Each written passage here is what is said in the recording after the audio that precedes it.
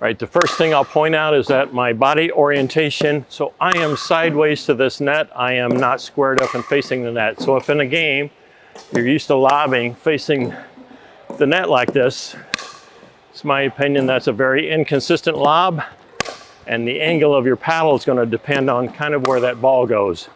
There's two reasons why I'm oriented this way. One is I've talked in other videos about how I think it's important to have your toes and hips and shoulders aligned in the direction you want to hit that ball. So that is part of the reason here, trying to watch where those land while I hit these, why I have this orientation is I want this ball to go well. I want it to go in the direction that I'm hitting it. And so my orientation, my feet and my hips and my shoulders all help that get done. Now the big reason is in a game, I feel like there are a couple of key times where we have to lob, where we're forced to lob. And during those key times, this is generally what the body orientation is. I am sideways to that net for a couple of reasons, and I'll talk about those later. But this is where, when I'm forced to hit a lob, how my body is oriented. I'm not facing that net, I'm facing away from that net. So if, when I'm drilling these lobs, I can be in this orientation, then in a game, when I'm forced to hit these lobs, it already feels way more familiar, and my lobs are more consistent because that's what I've been practicing. Now, in those times in a game where it's optional, I want to throw up a lob on my own choice. Maybe the people are up on the line and they've given me just the right ball, and I think that maybe they're not too fast, or I can lob it over the slower person's head and get the faster person off that kitchen line running that ball down. Then I have the option of what my body orientation would be when I hit those lobs as an option. So if I would turn and have this orientation where I'm sideways to this net, I've already practiced this, it's already familiar, and my consistency should be better. So while in some cases I'm not forced to lob, and I will do that because I choose to, I can still take this orientation. I don't have to stand here and hit those lobs like this.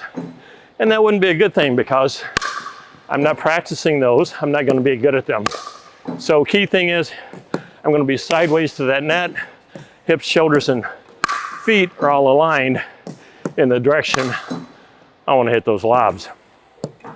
All right, talk about the non-paddle hand here a little bit. You won't be surprised to hear me say that I've got this out in front. So generally when I'm hitting a lob, somebody else has hit a lob and I'm trying to either run those down or something similar.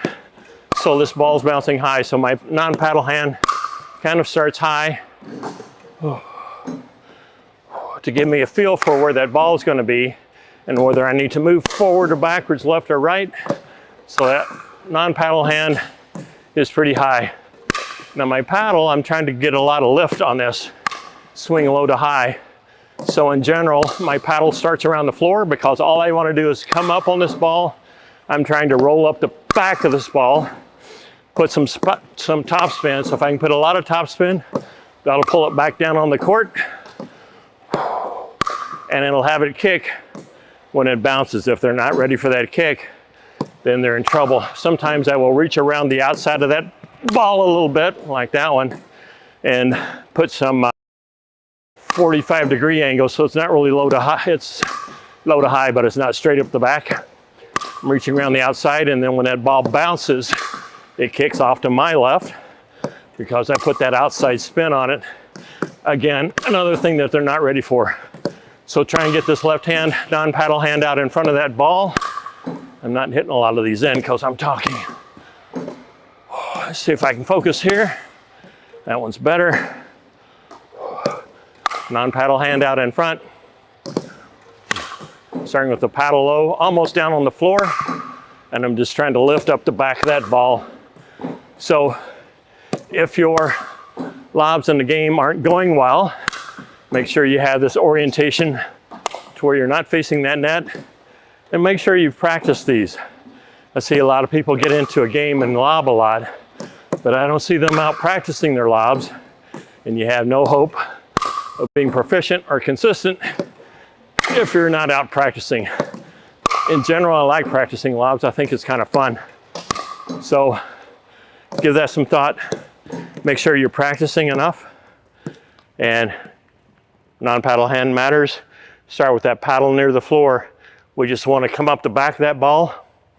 Forehand side, I'm trying to brush up or roll up the back of that ball, impart topspin on it. I want to be low in my stance. I want to be crouched down because I'm trying to get under this ball and lift it. So I don't want to be standing up too high. If I'm crouched down, my non-paddle hand tells me I'm out of position. My feet are apart. I'm better able to move in any direction the lower I am.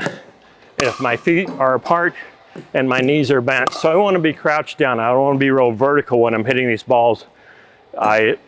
If I'm vertical, it's just going to make it harder to get under that ball. It's going to be harder for me to make that last minute adjustment and get where I need to be according to what my non-paddle hand tells me. So I want to be low. The other thing is this ball, generally I'm hitting these when somebody else has lobbed, meaning that that ball is going to bounce up high. I don't want to hit that ball at its high point. As I've talked about in other shots, I want to let that ball come down off of that high point and hit it lower off the floor. That way it grabs my paddle better. I talk about a one-person hug. If you've ever hugged somebody and they don't hug you back, it's kind of what it's like to hit that ball at its high point. So my paddle's trying to hug that ball, but the ball is weightless and it doesn't grab the paddle very well. And it's kind of like a one-person hug. So if you think of it that way, I want this ball coming down where it's actually going to grab my paddle while my paddle is trying to grab that ball. Now, where is this ball when I hit it? I want it to be inside of that front foot. So I don't want to hit it out in front of that front foot. Oh, that was ugly. I want it to be in between my shoes. If I hit it too far out in front, it's going to be very difficult to control. Probably going to have more horizontal speed on it than I want, and it's going to go long. So I don't want to hit it way out in front. With that ball coming down, I want it between my two shoes, minimally inside of that front shoe. I do not want it behind my back shoe and be hitting off my back foot. So try and get that ball between your shoes as you hit it. Ah, that was ugly. And then everything should go better. As this ball comes in and it bounces, I want it to come down off that crest, and I want it to be inside of this front leg. I want it to be more sideways. So I'm sideways to that net. I want this ball coming in this way from my forehand side and me hitting it low and inside of my feet, not out in front of my front foot.